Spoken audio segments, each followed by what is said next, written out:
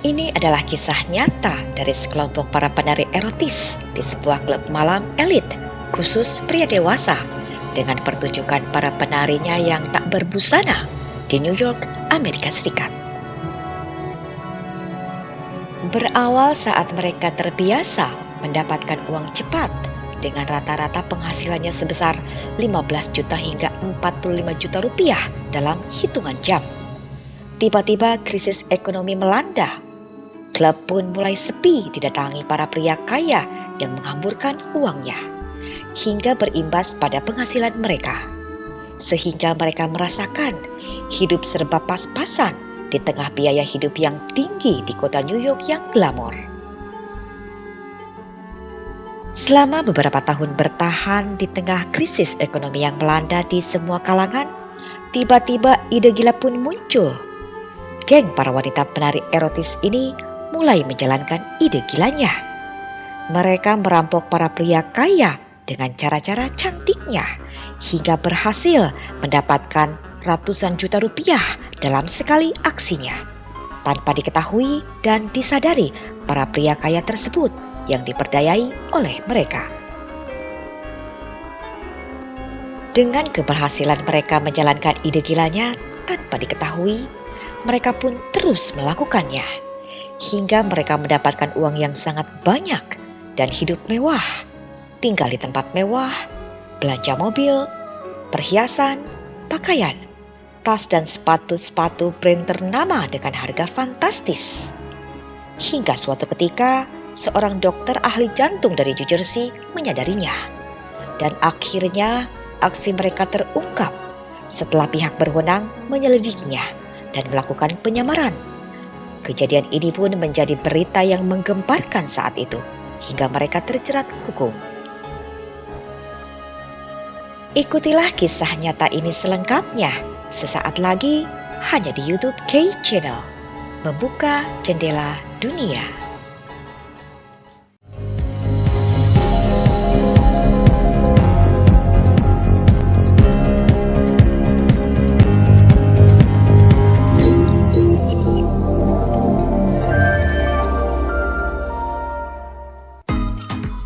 Amerika Serikat adalah salah satu negara yang melegalkan bisnis klub malam penari erotis, khusus pria dewasa. Karena itu dianggap tidak melanggar hukum. Dalam statistik bisnis industri klub strip ini yang dilaporkan dalam IBIS World tahun 2021, di Amerika Serikat pertumbuhan bisnis klub ini terus meningkat hingga terdapat 3.821 klub dengan 33.655 lapangan kerja. Bisnis ini dianggap sangat menggiurkan karena memiliki peluang untuk menghasilkan banyak uang dari restoran yang menjual makanan, dari bar yang menjual berbagai minuman, dari uang tips pertunjukan tarian erotis, dari penyewaan ruangan pribadi khusus atau ruang VIP, dan tambahan biaya penari khusus di ruangan, di luar tips untuk penarinya. Klub-klub strip ini pun memiliki kelasnya tersendiri, mulai dari klub strip biasa hingga klub strip khusus para kelas elit, di mana terdapat ruangan VIP yang dipatok hingga 15 juta rupiah per 1 jam, dan itu belum termasuk biaya untuk penarinya, serta minuman, champagne yang dipatok puluhan juta rupiah per botolnya. Hingga para tamu kelas elit ini rata-rata menghabiskan uangnya ratusan juta rupiah dalam satu malam. Dan bila ada acara perayaan khusus seperti ulang tahun, dikenakan biaya tambahan hingga 100 juta rupiah dengan menghadirkan pembawa acara. Dan berikut inilah kisah nyata dari geng para wanita penari di klub strip kelas elit di New York yang menjadi berita menggemparkan kala itu, saat terbongkar ide gila mereka yang memperdayai para pria kaya hingga terjerat hukum. Pada 7 September 2019, tayangan perdana film The Hustlers yang dibintangi Jennifer Lopez telah mencuri perhatian dan meraup keuntungan sebesar 478 miliar rupiah di awal penayangannya. Di mana film ini terinspirasi dari kisah nyata sekelompok wanita penari tak berbusana ini yang perdayai para pria kaya melalui cara gilanya yang melanggar hukum dan menjadi berita yang menggemparkan di Amerika Serikat pada tahun 2014. Namun menurut mereka dalam film ini, nama-nama mereka telah disamarkan dan ceritanya tidak sepenuhnya akurat. Dan inilah kisahnya menurut mereka. Rosalynn Keough, atau dikenal dengan panggilan Rose, lahir pada tahun 1984. Ia adalah putri dari orang tua sebagai pengungsi Kamboja yang datang ke Amerika, lalu meninggalkannya untuk tinggal bersama kakek dan neneknya yang sudah lanjut usia. Mereka tinggal di kota kecil di luar kota New York. Rosie adalah tulang punggung keluarga. Saat usia 16 tahun, ia bekerja sebagai pelayan restoran di New City Diner. Lalu saat ia sedang bekerja di restoran, seorang pelanggan pria menghampirinya dan mengatakan bahwa Rosie memiliki tubuh seksi dan wajah cantik. Ia pantas untuk bekerja di klub strip dan menghasilkan banyak uang. I always wanted to be in New York City dancing. You know there's a lot of money out there. Dari sanalah Rosie mulai tertarik dan mencobanya. Ia memulainya ke klub strip Queens di New York. Dan pada saat malam yang beruntung baginya, saat itu ia mendapatkan uang sebesar 15 juta rupiah dalam satu malam saja. Hanya dengan bermodalkan melepaskan pakaiannya untuk mempertontonkan kemolekan tubuhnya pada para tamu pria di sana. Dengan jumlah uang yang besar yang didapatkannya sebagai penari erotis, lantas ia putus sekolah dan memutuskan untuk menghasilkan uang lebih banyak lagi di klub strip. Oh my gosh, school could wait. Setelah mendengar kabar bahwa para bankir Wall Street yang menghabiskan uang dengan jumlah fantastis di salah satu klub elit, akhirnya ia pindah bekerja di klub strip Hustlers Club Manhattan. Dan disinilah dia bertemu dengan Samantha Barbush. Yang kala itu Samantha berusia 30 tahun. Samantha adalah single parents dari seorang putranya, bukan seorang putri seperti dalam film. Ia berasal dari Bronx, yaitu salah satu distrik di New York yang dulunya dikenal sebagai daerah aktivitas geng, para pekerja miskin, dan daerah di mana terdapat lebih dari 75 bahasa yang digunakan karena banyak imigran, walaupun bahasa Inggris dan Spanyol mendominasi. Namun Bronx juga dikenal sebagai tempat lahirnya rap dan hip-hop. Aktris sekaligus penyanyi Jennifer Lopez juga berasal dari distrik ini sebelum menjadi bintang. Samantha mulai menari saat usianya 19 tahun. Ia dikenal memiliki tubuh molek seperti biola dan bibirnya seperti Angelina Jolie. Di klub elit Hustler, ia sangat dikenal sebagai penghasil uang paling top setelah pengalamannya yang lebih dari 1 dekade di dunia klub strip. Hubungan Samantha dan Rose menjadi dekat sebagai teman kerja. Samantha memperkenalkan Rose pada para tamu pria kaya kenalannya yang sebagian besar para bankir Wall Street, di mana salah satu dari mereka kerap menghabiskan sebesar 4,5 miliar rupiah dalam 1 minggu mengunjungi klub tersebut. Sebagai pelanggan tetap Samantha dan Rose. Selain itu, klien dari Samantha adalah rapper terkenal, bintang film, CEO, dan miliarder.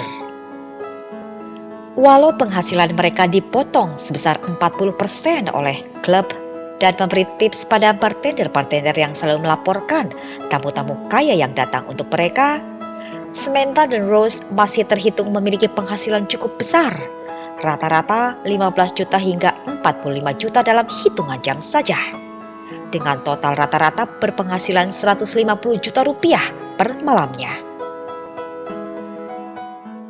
First thing you gotta do is have a drink with them. Like, okay, this guy makes X amount of dollars. He can afford the champagne room. I fit in. This is where I belong.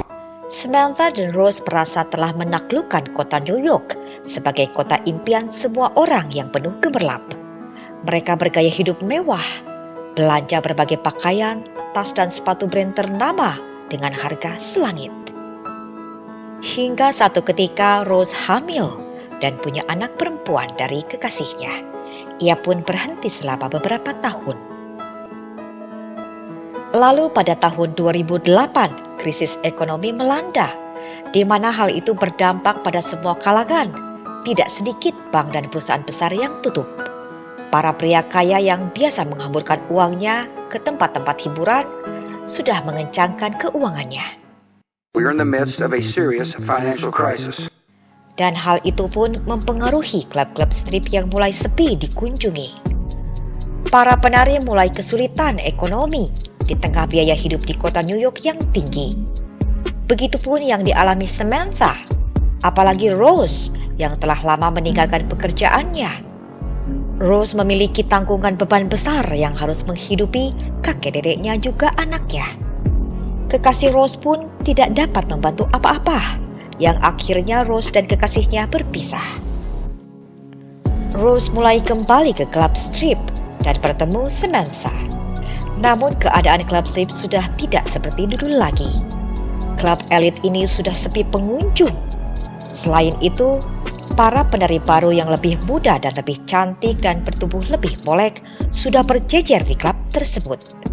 Hingga menjadi persaingan yang ketat untuk menarik para tamu yang sudah sedikit berkunjung ke klub tersebut. After the financial collapse, things are so different. The same clients never came back. Samantha dan Rose tetap bertahan dalam keterpurukannya. Hingga suatu hari, ide gila pun muncul. We're doing dirty things. Samantha bekerja sama dengan Rose untuk memperdayai para pria kaya. Mereka lalu merekrut gadis lainnya untuk bergabung dalam tim, yaitu Karina Pascucci. Ia adalah penari di klub strip lainnya, namun juga bekerja sebagai pemijat dan pelayan restoran karena klub strip sudah sepi pengunjung, serta mengajak gadis lainnya bernama Marcy Rosen. Pada awal tahun 2013, mereka mulai melancarkan aksinya yang mereka sebut memancing. Mereka mendatangi bar-bar kelas atas untuk mencari pria-pria kaya yang sesuai kriteria mereka, yakni pria-pria yang terlihat sudah menikah ataupun memiliki pasangan, pria-pria yang memakai jam tangan mewah seperti Rolex ataupun Patek Philippe, dan merek jam tangan mewah lainnya. Untuk sobat semua, sebelum lanjut ada baiknya untuk mengklik terlebih dahulu tombol like, share, dan subscribe, serta tombol notifikasinya, agar tak ketinggalan update kisah nyata tak biasa dari K-Channel selanjutnya. Dan bila ada pria yang memiliki kredit card American Express berwarna hitam, itu adalah ikan hiu atau dapat jackpot, kemenangan bagi mereka. Lounges, bars, even restaurants, steakhouses. Mereka berempat berdandan cantik dan berpakaian anggun dan menggoda untuk menggait para pria kaya. Dimulai salah satu dari mereka duduk di samping pria yang telah diincarnya. Mereka mulai mengobrol hingga si pria terlihat tertarik. Lalu Samantha dan teman-temannya datang menghampiri yang mengaku sebagai saudara perempuannya. Saat mereka memesan minuman, salah satu dari mereka memasukkan terlebih dulu sejenis taburan MDMA dan ketamin dalam gelas minuman sebelum diberikan pada si pria tersebut, di mana efek taburan tersebut membuat si pria hampir tidak sadarkan diri untuk sementara, namun secara lahiriah tetap terjaga. Dalam kondisi itu, para wanita ini lantas membawa pria itu ke klub strip elit, di mana mereka akan berjalan melewati kamera keamanan yang ada di mana-mana. Scores is basically the prototype of the high-end gentleman's club, the superstar thing. Lalu mereka menyewa ruangan VIP dengan biaya sewa 15 juta rupiah per 1 jam. Membayar para penari, memesan beberapa botol champagne, makanan, minuman, dan tips, hingga tagihan mencapai ratusan juta rupiah yang dibayarkan menggunakan kartu kredit si pria setelah dimintai oleh para wanita ini dengan keterampilan verbalnya. And your goal was just to get them to spend as much as possible. Dan para wanita ini menggunakan kartu kredit itu berulang kali. Setelah itu lantas mereka membawa si pria ke hotel dan membiarkan si pria tertidur sendirian. Hingga pagi saat terbangun, si pria tidak mengingat jelas yang terjadi semalam. Hanya membaca secari kertas berisi tulisan yang disiapkan para wanita ini. Berisi, tadi malam merupakan malam yang sangat mengesankan. Atas keberhasilan mereka itu tanpa diketahui oleh siapapun dan tanpa dihubungi si pria lagi, mereka terus menjalankan aksi ini ke banyak pria kaya yang menjadi targetnya, yang berjalan mulus. It was a little illegal, and then one thing led to the next. So things progress, and little by little, you find yourself doing things that sound crazy. Terkadang Samantha memakai cara yang memanfaatkan kontak para pria kaya yang ada di handphonenya untuk menawarkan kencan dengan Karina, dan semua berjalan mulus. Walau terkadang ada pria yang ingin melakukan hubungan fisik orang dewasa di kamar hotel, mereka sengaja sudah menyewa PSK untuk melayaninya. Samantha was so good at texting clients that she would set up these dates. She had connections with the hosts and the customers. I would like to think Samantha was the CEO and I was the CFO. My role in the group, I think I was bait. Dari hasil aksinya yang dilakukan hampir setiap malam, mereka meraup banyak uang tanpa harus menari atau melayani. Dan mereka menggunakan uangnya untuk gaya hidup mewahnya, membeli mobil, perhiasan, pindah ke apartemen mewah, furnitur mewah, belanja pakaian, tas, sepatu dari brand-brand ternama sekelas Louis Vuitton, Coach, Christian, Louboutin, dan brand ternama lainnya yang harganya selangit.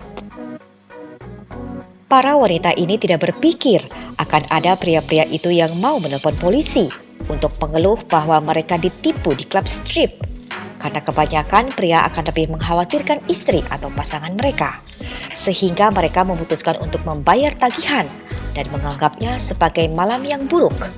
Apalagi ada bukti kamera CCTV yang memperlihatkan si pria sedang bersenang-senang dengan para wanita di klub strip. Hingga suatu ketika para wanita ini mengerjai seorang dokter ahli jantung yang kaya dari New Jersey, Dr. Zayed Younan. Ia adalah pria lajang yang dijebak berkencan dengan Karina selama 3 kali kencan di klub strip Scores selama 3 malam. You know, I believed her, I trusted her. I mean, who hasn't done a stupid thing or two for a beautiful girl? Saat malam pertama, kedua, dan ketiga, ia tidak mengingat apapun. Yang dia ingat hanyalah ia memiliki 3 kali kencan dengan Karina. Lalu tiba-tiba muncul 3 perempuan lainnya yang mengaku saudara Karina. Namun setelah kencan ketiga kalinya, saat ia terbangun pagi, ia ditelepon oleh American Express yang mengkonfirmasi tagihan sebesar 1,9 miliar rupiah di klub Scores. Dr. Younan bingung karena ia tidak pernah merasa pergi ke klub tersebut. Dalam perdebatan yang panjang dengan American Express, akhirnya sepakat bahwa itu adalah penipuan yang dilakukan para wanita itu, hingga dia memutuskan untuk tidak membayar tagihannya. And I told her, you're nothing but a thief. I told her, you're nothing but a swindler. I don't want to see you. I don't want to talk to you ever again. Definitely apologetic. I definitely 100% felt bad because I didn't even know his bill was that high until I had found out from Scores' manager and from Samantha. Pada April 2014, klub Scores menggugat Dr. Younan untuk membayar tagihan 3 malam sebesar 1,9 miliar rupiah. Gugatan itu menjadi berita utama di surat-surat kabar dan berita TV yang mempermalukan dirinya. Refusing to pay nearly $200,000 strip club bill, claiming he was drugged at the strip club. But 4 times? Why did he keep going back? He signed his own American Express bills at the strip club. Uh-oh, doctor, you're totally busted. Dr. Zayed Younan went to the Scores strip club 4 times, racking up a bill of about $135,000. Nancy, that's more than most people's houses. Or you go into a private room for $1,000 an hour? And he was spending his money. Apparently there they sell champagne bottles for $1,000 a bottle. Kemudian kepolisian NYPD dan DEA mencium penipuan para wanita ini selama 8 bulan. Setelah ada pengakuan pria bernama Prisler yang menjadi korban. Namun saat polisi mencoba menemukan lebih banyak korban, tidak ada satupun yang mau mengaku menjadi korban para wanita ini. Dan dengan cepat Dr. Yunan menjadi saksi kunci bagi para detektif dan agen dalam menjalankan operasi penyamaran dan penyergapan.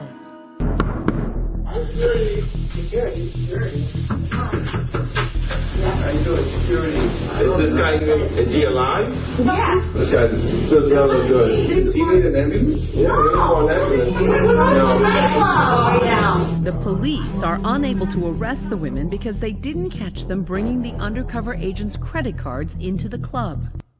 Lalu pada Juni 2014, Samantha Barbush, Roslyn Keough, Karina Pescusi, dan Marcy Rosen ditangkap setelah pihak kepolisian mengumpulkan semua bukti. Saat mereka ditangkap, mereka tidak merasa hal yang mereka lakukan adalah hal yang buruk. Mereka melakukannya sebagai hukuman pada para pria itu karena menjadi bajingan tidak sopan yang meletakkan tangannya di sekujur tubuhnya. Strippers start to hate men. It just make you feel like I don't care. I'm gonna hustle you because I know you trying to hustle my body. That's how I felt, like a lot. Akhirnya mereka mengaku bersalah dan didakwa dengan konspirasi, pencurian besar-besaran, penipuan kartu kredit, dan tuduhan lainnya. Dan mereka semua menerima kesepakatan pembelaan. Strippers are under arrest tonight, accused of drugging customers and then racking up huge bills on the customer's charge card. Come to my house early in the morning, and I was taken into handcuffs. It's like, oh my God, the whole world. Everybody knows what I did. I was working in Manhattan, was really surprised. There was 3 big DEA agents. I mean, when you get arrested, the whole world goes black and everything just goes silent. Roslyn Keough mengambil masa percobaan 5 tahun dan tinggal di rumah dan fokus pada putrinya. Sementara Samantha Barbush juga tidak menjalani hukuman penjara, namun mengambil masa percobaan 5 tahun. Karina dan Marcy menjalani 16 akhir pekan di kompleks Pulau Rikers, New York, dan masa percobaan 5 tahun. Terkait dengan film Hustlers, Roslyn Keough mengatakan bahwa dalam film tersebut, itu bukanlah karakter sebenarnya tentang dirinya. Sementara Samantha Barbush memprotes bahwa film itu mengangkat cerita tentang dirinya tanpa persetujuan. Dan ada beberapa hal yang tidak sesuai. Namun saat ia ditangkap di depan ATM di lingkungan tempat ia tinggal, itu adalah benar. Lalu bagaimana uang sekian banyak dari hasil mereka menipu para pria itu? Banyak berita tidak menyebutkan tentang uang tersebut harus dikembalikan. Namun berita lainnya menyebut bahwa mereka bisa menyimpan uangnya. Namun yang jelas itu adalah bisnis kriminal. Kini kehidupan 4 wanita ini telah berubah. Setelah kejadian itu, Roslyn menjadi penulis yang menulis tentang hidupnya. Sementara Samantha menjadi pengusaha spa, klinik kecantikan, serta prosedur dan operasi plastik. Ia juga menulis buku tentang dirinya. Lalu Karina tahun lalu menyelesaikan gelarnya sebagai psikolog kriminal. Dan Marcy Rosen dikabarkan telah menikah. What you do does not define who you are. It's what you learn from it. Kisah nyata K-Channel kali ini referensi dari ABC News, New York Post, Oprah Daily, The Vanity Fair, Decat New York, Fox Business, Evening Standard, dan Times. 5 bottles of the best and most expensive champagne. Bagaimana menurut Sobat K semua? Silahkan berbagi pendapatnya yang tentunya dengan sikap bijak dalam menerima berita dari berbagai media baik dari luar negeri maupun dalam negeri ke kolom komentar. Dan jangan lewatkan berita lainnya yang berbeda selanjutnya di K Channel.